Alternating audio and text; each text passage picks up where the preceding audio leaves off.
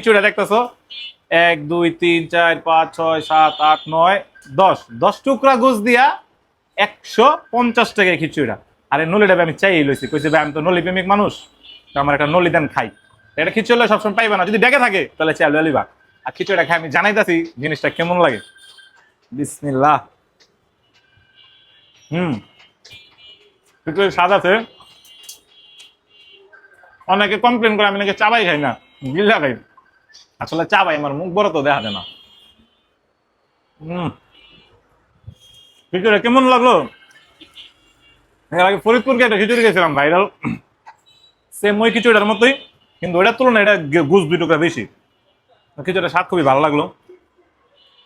যদিও মনে এটা সব পড়ে গেছে, থাকলে ভিতরে কিছু থাকতেও পারে, ট্রাই করতে হবে এটা রে ভাই, বাইরেই তো হইবো। না, এটা তো মনে হয় বেশি কিছু বাইরে হইবো না।